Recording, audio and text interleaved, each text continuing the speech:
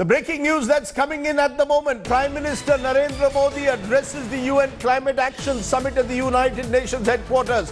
Prime Minister Modi has said that need not greed is the guiding principle on climate change. The Prime Minister has also laid stress on the campaign against plastics, calling for using solar energy, saying that 80 nations have supported India's solar campaign. He's invited other nations to join the disaster-free infrastructure plan being spearheaded by India. Listen in to the Prime Minister at the Climate Change Summit. Excellency, मुझे आपको बताते हुए प्रसन्नता है कि UN की इस इमारत में कल हम भारत द्वारा लगाए गए सोलर पैनल्स का उद्घाटन करेंगे। The time for talking is over. The world needs to act now.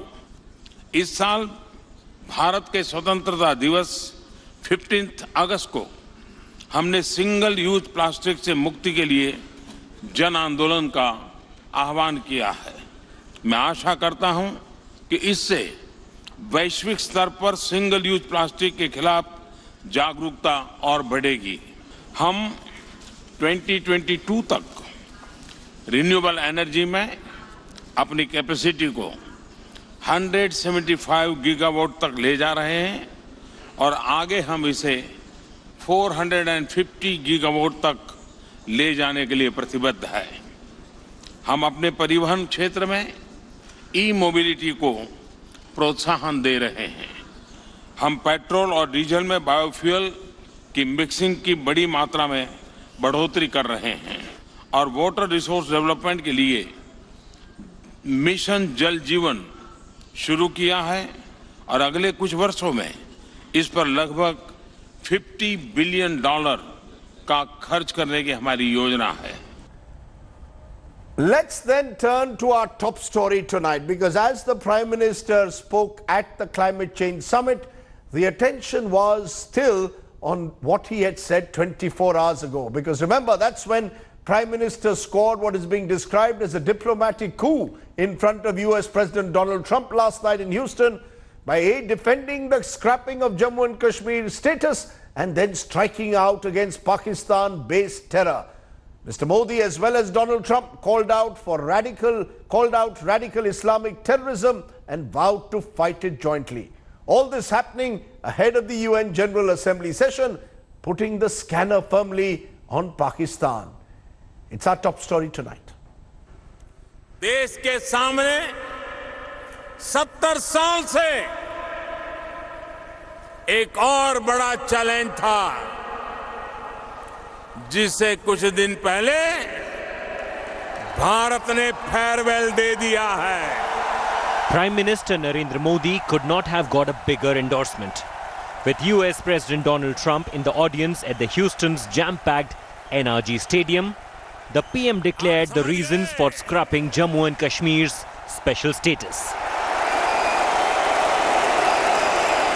Article 370 ने जम्मू कश्मीर और लद्दाख के लोगों को विकास से और समान अधिकारों से वंचित रखा था। इस स्थिति का लाभ आतंकवाद और अलगाववाद बढ़ाने वाली ताकतें उठा रही थी। Having landed a telling blow, the Prime Minister went for the knockout punch. Without naming Pakistan, he exposed Islamabad's role in harboring and exporting terror. America में 9/11 हो या मुंबई में 26/11 हो, उसके साजिशकर्ता कहां पाए जाते हैं? Just a few minutes ago, Trump had promised to fight radical Islamic terror, much to the audience's thrill. We stand proudly in defense of liberty, and we are committed to protecting innocent civilians from the threat of radical Islamic terrorism. The significance of Houston goes beyond the sound bites. It has come just ahead of a potential face-off over Kashmir at the United Nations General Assembly. If Pakistan were harboring any hopes of scoring points, it was snuffed out Sunday night. Those of you that need translation, Prime Minister Modi's speech. The heartburn was evident in Pakistan Information Minister Fawad Chaudhry's tweet. What would hurt Pakistan most is these visuals. The Modi-Trump friendship in full flow. Pakistan Prime Minister Imran Khan stands cornered and isolated. Having already suffered diplomatic setbacks at the UNHRC and other global bodies, Imran Khan has run out of options. With Gaurav Sawant in New York, Bureau Report, India Today.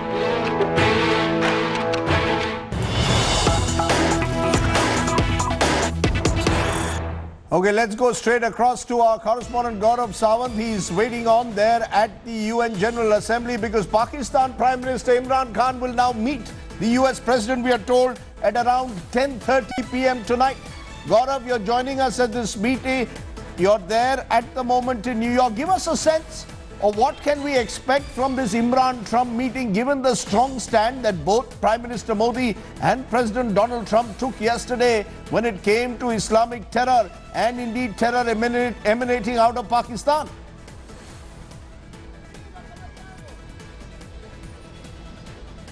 So Rajdeep, Pakistan is completely isolated. Pakistan is cornered and pushed to a corner. Now Imran Khan will perhaps on a bent knee ask the US President Donald Trump whether he can get India to at least start talking to Pakistan, because India has made it very clear that India is not even talking to Pakistan till the time Pakistan takes decisive, credible, visible, sustainable action against India-centric terror. And that is in the form of an FIR, an action against terrorists like Hafiz Mohammed Saeed and Masood Azhar, 26/11 perpetrator and the Pathankot terror attack perpetrators. So now Pakistan will have to take action. And you know, Rajdeep, why Pakistan is so nervous? Pakistan is nervous because Pakistan is on the verge of being blacklisted by the Financial Action Task Force in its October meet in Paris, because the Asia-Pacific Group, Rajdeep, has found Pakistan to be wanting in taking real action against terrorists. So Pakistan has only perhaps registered an FIR, but that is not what was required. What was required was sustained action against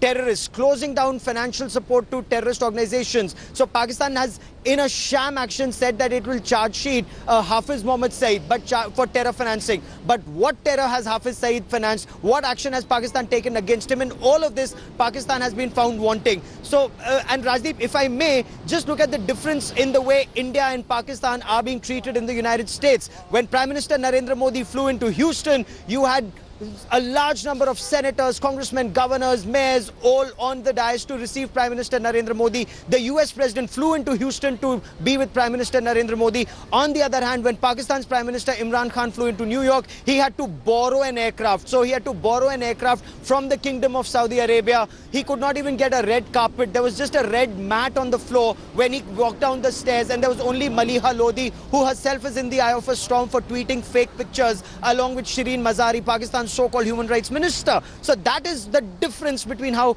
India and Pakistan are being treated on the world stage, Rajdeep. Okay, Gaurav Sawant there looking ahead to that meeting between Imran Khan and Donald Trump. Let's see what Imran Khan now has to say at that meeting. Now, as the world witnessed Prime Minister Modi and Donald Trump's bonhomie last night, the opposition has predictably hit out at the Prime Minister, particularly for his "Ab ki baar Trump Sarkar" remark. They claimed it would impact India's long-term strategic interests because Prime Minister Modi was backing an individual candidate. Take a look. The words of candidate Trump, "Ab ki baar Trump Sarkar." Prime Minister Narendra Modi at his charming best. A 50,000 strong audience of Indian American as the backdrop, Modi has done what no other Indian PM has done in the past. He lavished praise on American President Donald Trump. A concern for every American, a belief in American future, and a strong resolve to make America great again. इस लड़ाई में president Trump पूरी मजबूती के साथ आतंक के खिलाफ खड़े हुए हैं. The admiration was mutual. I am so thrilled to be here in the great state of Texas with one of America's greatest, most devoted, and most loyal friends, Prime Minister Modi of India. Thank you. Back home, the bromance and Modi's unreserved praise for Trump is being seen as an endorsement of the Republican leader by the opposition. It should not be seen that India is taking positions or sides. Prime Minister using that platform to exhort and raising that slogan on Ab Ki Baar Trump Sarkar was better avoided. Our Prime Minister going there and virtually campaigning for President Trump for his re-election and raising the same slogans raised in India, Ab Ki Baar, Trump Ki Bari. You know, this is something which is unprecedented. The BJP, however, has rejected opposition's charges. हर वो व्यक्ति न केवल भारत का बल्कि हर वो व्यक्ति जो पूरी दुनिया में अमन चाहता है, शांति चाहता है, पूरे अमन और शांति के साथ देश के लोगों की, दुनिया के लोगों की सुरक्षा चाहता है, वो गर्वान्वित है. Interestingly, Trump's Democrat rival Bernie Sanders has come out as an open, vocal critic of Modi government's Kashmir policy, and only time will tell how much PM Modi's gamble on Trump will pay back. With camera person Ajay Thakur, this is Anand Patel in New Delhi for India Today. Let's raise the big questions tonight now. Has Prime Minister Modi trumped Pakistan in the manner in which he got the US President to endorse India's stand?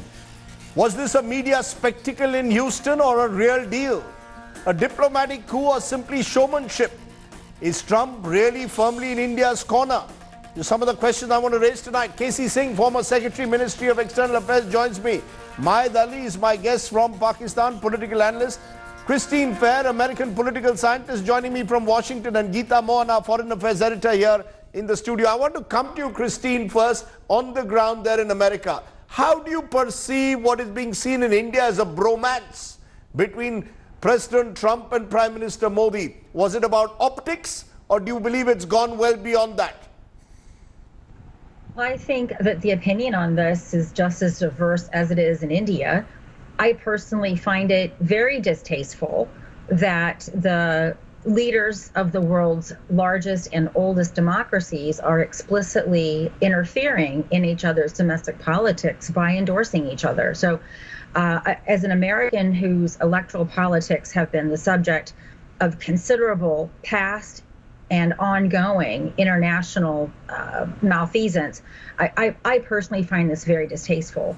But I would also really warn Indians against what I think is just unwarranted thump chest or chest thumping. You need to understand that both President Trump, it's so hard for me to say sometimes, as well as Prime Minister Modi, these are masterful showmen. They understand each other very well. They understand what the other expects and wants from the other. And I think that Prime Minister Modi in particular understands the way to get to President Trump is through flattery. Going to the things that I think matter most to Indians is whether or not you're going to see the kinds of things taken against Pakistan that you'd like to see. I'm also very skeptical. I'm absolutely certain that Pakistan is not going to get blacklisted. And the reasons for that are manifold. One, if it's blacklisted, it will require an IMF cutoff. And the world is frankly too afraid of a Pakistan that's on the financial brink. You know, this is the way in which Pakistan negotiates. It basically, dangles loose nukes and terrorists in front of everyone and makes everyone afraid that Pakistan's going to fall. So I'm going to caution against this kind of unwarranted enthusiasm because I don't think it's going to happen. And I'm going to make one final point. At the end of the day, even though the Taliban peace talks have broken down, Trump wants out of Afghanistan by 2020. And everyone understands that Pakistan is the only way that this government understands will make that possible, given its hostility and isolation of Iran. Very interesting the way you're putting it. You seem to be suggesting that some of the chest thumping is unnecessary unless concrete action is taken by Donald Trump, which you're not sure will actually happen. K.C. Singh, do you share that skepticism being voiced by Christine Fair? She seems to suggest, don't go by Donald Trump's optics. We need the real deal. And the real deal may not be quite what we want, given the fact that Donald Trump wants to opt out of Afghanistan, needs Pakistan's help in getting the Taliban on his side.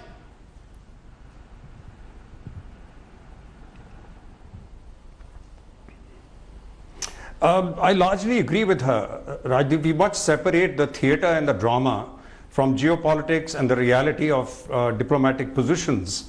Now, even on Article 370, I think President Trump was present there when Prime Minister made a point. President Trump has not agreed with him. So simply having him as a captive audience and stating your case there merely means you have presented your case. It doesn't mean that he is in full agreement with you, or to what extent he agrees with you. Again, on trade, which was one of the sticking points, if you remember, it was said that President Trump himself said, I'll be making an announcement. So we were looking forward to a GSP waiver given to India again. But you remember Prime Minister was actually, jocularly nudging him and saying, you're a very good negotiator, I'm learning to negotiate from you. So the trade deal is also still work in progress. It did not materialize before that. And we must remember that what was happening there, the theatre, each one of them was playing to a domestic gallery. They were playing to each other, they were playing to a domestic gallery, and incidentally to whoever was involved in it. So President Trump was talking of Mexico, his wall, his achievements in economy, and almost similar achievements Prime Minister was listing out. There are 2 elections due in India. Prime Minister's trip is as the elections were announced in Maharashtra and Haryana. So there is, and the timing was adjusted to see late night, not too late, so that Indian, and Prime Minister was at pains to emphasize millions and billions of Indians are watching this. So there's a performance which was going on there. Let's not forget that. Yes, but let's be also clear. Just a minute, K.C. Singh. While there was a performance, you cannot deny that there was an element of personal chemistry. The 2 leaders seemed to voice shared concerns, particularly on radical Islamic terror. So beyond the performance and the stage, there was clearly a bonhomie. And contrast that with the manner in which Imran Khan is going from one press conference, one interview after the other, looking for support.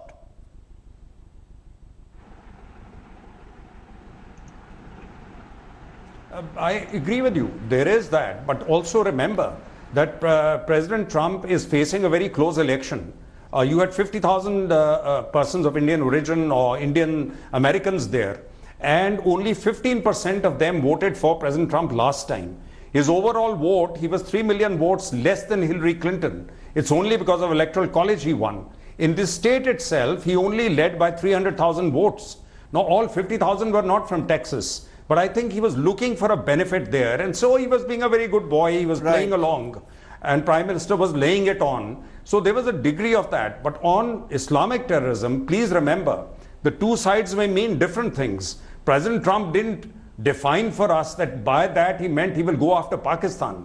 For him, it is what US sees in West Asia, sees in Afghanistan, to some extent sees in Pakistan. But as Christian Fair rightly said, it doesn't mean he's going after Pakistan. For us, it's a Pakistan-specific problem. So as a generic thing, there's agreement on motherhood and apple pie.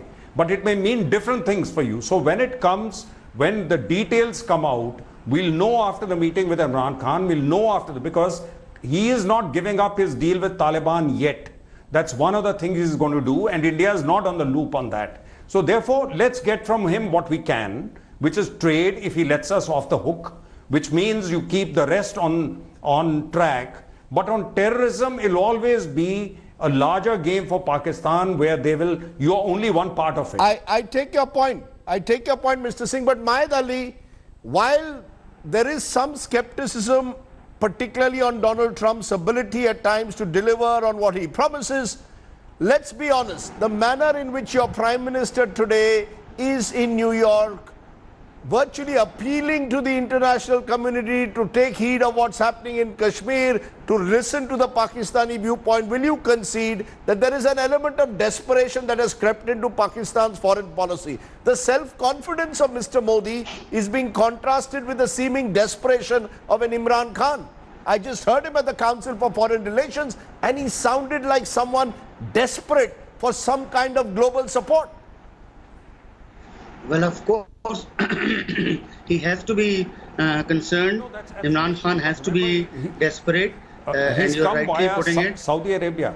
I'm sorry. Yes, go ahead. And he has every reason to be concerned because, of course, Pakistan has not got the kind of support it sought from all the Muslim world and beyond. Pakistan has some setbacks recently, but that doesn't mean that you could juxtapose the whole thing with what was going on at Houston a day before. You see, as my colleagues have just said, it's too early to say anything. Too early to sort of come to conclusions. Kashmir is a very serious problem, and so is terrorism. But if I talk of terrorism, then India and US should know where it is emanating from. The root of terrorism is in Saudi Arabia. It's not in Pakistan. Saudi Arabia has promoted a particular peculiar kind of Islam, which takes a very hard line. So you just cannot. It's interesting. It's interesting, Mr. Ali. Mr. Ali, it's interesting you're saying that because before he went to the United States, Imran Khan was in Saudi Arabia. And he came from Saudi Arabia to the United States. Again, the Saudis have not come out explicitly in support of a Pakistani position on Kashmir or Article 370. The sense is Pakistan finds itself increasingly isolated. Now, we can dispute that. But Geeta Mohan, you were listening to Imran Khan today at the Council for Foreign Relations, less than 24 hours after the Modi-Trump meet. Are you also getting a sense that India, at the end of the day, is building on a certain personal chemistry that it hopes the two leaders have struck, both strongmen, showmen, or India's larger potential as a market for America? At the end of the day, Trump and America's business is business, and they'd rather do business with India than with Pakistan at the moment. Well, a bit of both, Rajdeep. You're absolutely right that there is a certain amount of camaraderie when you see President Trump and Prime Minister Narendra Modi, and they have taken it forward. And like Christine said, or Casey saying, that at this point in time, it seems like Trump is trying to ride on Prime Minister Modi's popularity to gain support from the Indian diaspora. And India is indeed a big market. Having said that, it is an advantage for India to have Pakistan as a country that is fighting India on the global platform, because there are no takers for what Pakistan is saying. Look at the interaction that we were talking about at CFR. After talking about Kashmir and Article 370 and human rights situation in Jammu and Kashmir for about 40 minutes, the first question that was put to Imran Khan was on human rights situation within Pakistan. So clearly Pakistan in that sense, Christine, from the larger picture, yes, a Trump administration perhaps needs Pakistan to deliver on the Taliban. But beyond that, would you see India and the United States having a relationship that goes beyond transactional politics? Or do you believe Donald Trump is such a businessman politician that he will not give India what it wants on trade unless he's sure India gives them something in return? And what is it that India can give the United States in return? So, okay, first of all, President Trump, he is an aberration in terms of Indo-US relations. I mean, going back, I mean, we can actually trace the arc of Indo-US relations in a fairly serious way, going back to Bill Clinton. There were previous efforts by other presidents, but really the clash in terms of U.S. expectations of end-use monitoring because of India's relationship with the Soviet Union really undermined those earlier efforts. So Bill Clinton was really the first president to try to right this relationship, drawing upon what was a very early understanding that we simply have a significant overlap of shared strategic interests, and that over time those interests would grow. That relationship was taken further in terms of breadth and depth under George W. Bush, and Obama didn't have any great ideas, but during the Obama period, many of the previous commitments under George W. Bush that were made were brought to fruition. And this was not a transactional relationship. The United States, under all of those presidents, recognized it as an objective that the U.S. would do everything it could to help India become a global power. For example, much of the moon launch, the moon landing successes that India has touted has come explicitly because of the assistance that India has received from the American NASA organization. So people often think of the Indo-US civilian nuclear deal. People don't know about the launch, the satellite launch cooperation, deeper elements of space cooperation. So it has never been transactional, as a matter of fact. The United States has done this because it has seen it to be in its interest. And the notion of has Trump made it transactional, ma'am? Has Trump made it transactional? Can we expect a consistency from the Trump administration of the kind that we had with the Obama administration or the Bush administration? Yeah. You have to distinguish between what Trump says and tweets, the so-called tweet state, and the deep state, right? We actually have professionals in the Pentagon, we have professionals in the State Department who are really trying to undermine Trump's efforts to make this transactional. So I think over the long durée, you are going to see this tension between the professional bureaucrats who understand the history and who understand what's in our interest and what Trump is trying to do. And obviously they're going to have to meet him partway. But I think that all of us who What is Trump trying to do? Sorry to intervene. What is Trump trying to do? What do you think Donald Trump is trying to achieve? Is it simply about a re-election, or is there something more? We still haven't got what India wants on the trade front from the United States. So yes. I mean, at the end of the day, everything that Trump does is about Trump, which is why I'm cautioning Indians from being overly enthusiastic about what they saw in Houston. This isn't about India. It's about Trump. It's about the Republican and the Democratic Party recognizing that the Indian American diaspora is one of the most prosperous communities in this country. Right. It is at least, I think it's about 4.4 million. So this is not a swing constituency that either party can be insouciant about. So yes, at the end of the day, what Trump wants, he wants to be elected. His constituents apparently don't understand how tariffs work. They seem to think that tariffs work and that somehow America is winning the trade war. And the reason for that is basically Trump is buying them off. So there's large amounts of welfare payments being sent to the American farmer to immunize the American farmer against the impacts of this trade, right? So we're taking a hit on the economy, and then we're taking a double hit with Trump bribing them so that they won't feel as if they're being affected. So yeah, so he thinks he's doing what his constituents want. They like his trade position, and they don't seem to understand the fundamental economic harm that it's doing. K.C. Singh, given all what we're hearing from Christine Fair, a more objective view beyond the optics, should India be cautious, or do you believe India should moment and use the possible chemistry between two strongman leaders to build this relationship? Can this relationship be built on the personalities of Modi and Trump, or would that be a big mistake?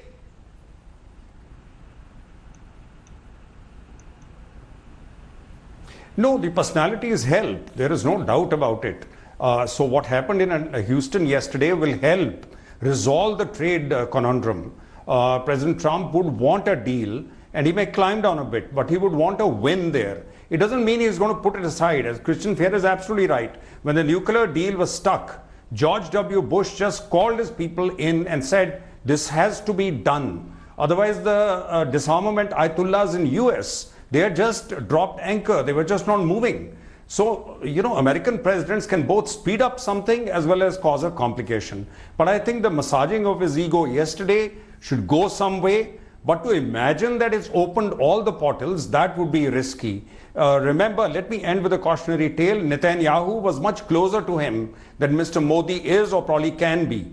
But the minute he lost his election, Trump has not even called him. Interesting. Interesting what you're saying there, Casey, saying Donald Trump not someone to be trusted. Is that a sense that you get in the MEA, Geeta, tracking it? That is the MEA also cautious? The bureaucrats, the career diplomats are a little more cautious than the Prime Minister and his team are. They seem to be exuberant. I just saw, them retweeting every little tweet that Trump puts out. Is there an element of caution given the fact that we still don't have a trade deal in place? Well, absolutely. They're cautious. Remember the tweet on the GSP, the announcement on withdrawal or termination of GSP was a GSP tweet. Meaning the preferential treatment that India... The preferential treatment that India gets under the developed country bloc. And the ending of that GSP was again an announcement by Trump in a tweet. So yes, they are very cautious. They're looking at it every step of the way as to how to go forward. And if there can be a backlash in the future. What we are given to understand, Rajdeep, is that there could be an announcement tomorrow after the bilateral agreement on the trade front. GSP, something that they are reconsidering. There are lawmakers who have approached Donald Trump to withdraw that termination. But we'll have to wait and see again. Like you said, they're cautious, but they're also optimistic on how or the trajectory that Indo-US ties have taken and the way Donald Trump is viewing and looking at India. Okay, let's leave it there. Good to have a reasoned discussion beyond all the optics that we saw yesterday. Thank you all very much for joining me. My take. Narendra Modi has clearly pulled off a diplomatic coup with his Houston Howdy event. The clasping of hands and the long walk with the US president was clearly designed to send a strong message of a personal chemistry. Purely from the point of optics, the messaging has worked. Both leaders striking out against radical Islamic terror, sending out a message of a shared agenda. And yet, beyond the optics, there are serious issues from trade to H-1B visas that continue to haunt the Indo-US equation. Trump's reach out needs to go beyond the photo op and address India's real concerns on trade in particular. The US president's foreign policy has tended to be ad hoc, tweet-driven and transactional. He says one thing one day, then does something quite different the next. Which is why it is important not to get carried away until Trump addresses India's core concerns. And yet, let's not understate the importance of Houston either. It's a celebration of the NRI community in particular, which can no longer be ignored by Washington. Mr. Modi has captured that mood and deserves credit for it.